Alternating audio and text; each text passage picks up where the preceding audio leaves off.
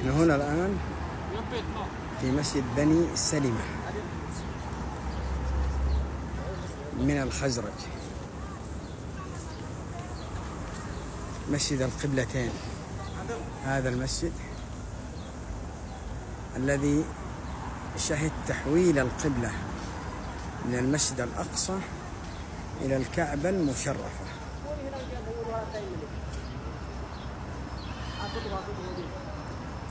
وهنا التوسعة الجديدة لمسجد القبلتين، وهذه السلالم المتحركة، هذه التوسعة الكبيرة، هذا جزء منها. وهنا جزء آخر كذلك. يتسع المصلي يتسع المسجد في توسعته الجديدة حوالي يستوعب 15,000 مصلي.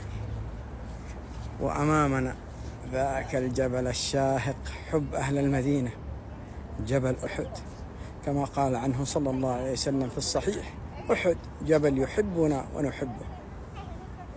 وهذا المسجد الجميل مسجد القبلتين وبني سلمة شهد تحول